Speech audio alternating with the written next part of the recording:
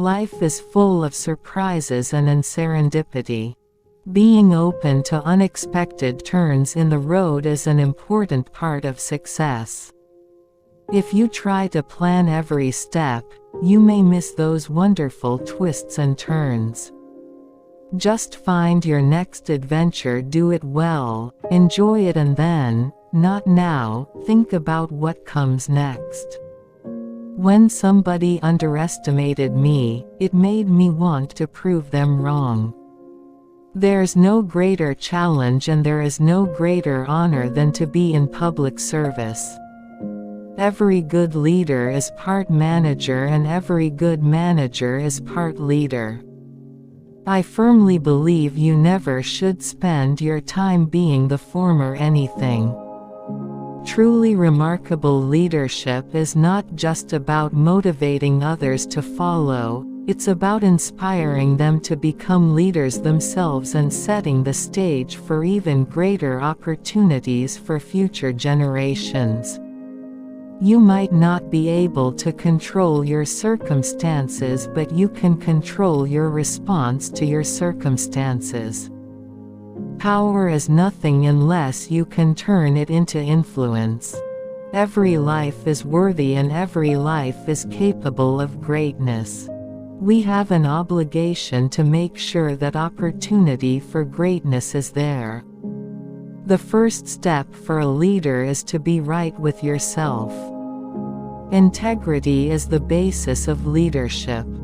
Defeating human trafficking is a great moral calling of our time. If the strong exploit the weak, democracy will not be stable. In America, with education and hard work, it really does not matter where you came from, it matters only where you are going. Education is transformational. It changes lives. That is why people work so hard to become educated and why education has always been the key to the American dream, the force that erases arbitrary divisions of race and class and culture and unlocks every person's God-given potential. You can never ask others to do something you would not do. That is integrity. We need to move beyond the idea that girls can be leaders and create the expectation that they should be leaders. Today's headlines and history's judgment are rarely the same. If you are too attentive to the former, you will most certainly not do the hard work of securing the latter. You have to have a strong sense of your values and a strong sense of who you are, because there are a lot of events and a lot of people who will pull you in this direction or that direction. What I tell student athletes is, first of all, you've made good choices this far in order to be able to be in college and to be an athlete. Keep making good choices. Differences can be a strength. You know, I've never believed, in anything, that you had to have role models who looked like you to do something. If I'd been waiting for a black, female, Soviet specialist role model, I'd be still waiting. You will make a difference in the world, but not immediately. Your first obligation is to find something you like doing, because if you like doing it, you'll do it well. I use the word power broadly. Even more important than military and economic power is the power of ideas, the power of compassion, and the power of hope. You never cede control of your own ability to be successful to something called racism. Your friends and your family, if you're close to them, they won't let you get too far from who you were or from who you are. And so I love staying close to people who've always known me. That's probably the best leavening that you could possibly have. I've never really been a workaholic. I work very hard, but I also enjoy playing. I think it's important to have a balanced and well-rounded life. Democracy is the most realistic way for diverse peoples to resolve their differences, and share power, and heal social divisions without violence or repression. It takes courage to set priorities because doing so is an admission that American policy cannot be all things to all people, or rather to all interest groups.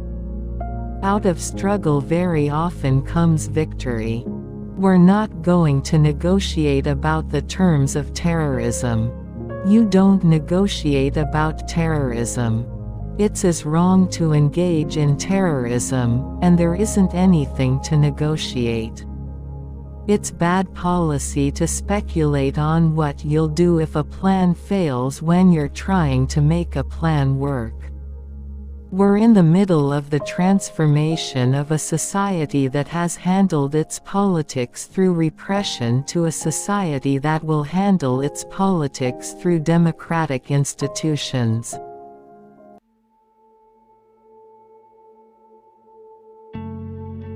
Condoleezza Rice, born November 14, 1954, Rice was born in Birmingham, Alabama, and grew up while the South was racially segregated. She obtained her bachelor's degree from the University of Denver and her master's degree in political science from the University of Notre Dame. She worked at the State Department under the Carter administration and served on the National Security Council as the Soviet and Eastern Europe Affairs advisor to President George H.W. Bush during the dissolution of the Soviet Union and German reunification from 1989 to 1991. Rice later pursued an academic fellowship at Stanford University, where she later served as provost from 1993 to 1999. On December 17, 2000, she joined the Bush administration as President George W. Bush's national security advisor. In Bush's second term, she succeeded Colin Powell as Secretary of State, thereby becoming the first African American woman, second African American after Powell, and second woman after Madeleine Albright to hold this office. Condoleezza Rice is an American diplomat and political scientist who is the current director of the Hoover Institution at Stanford University. A member of the Republican Party, she previously served as the 66th United States Secretary of State from 2005 to 2009 and as the 19th U.S. National Security Advisor from 2001 to 2005. Rice was the first female African American Secretary of State and the first woman to serve as National Security Advisor.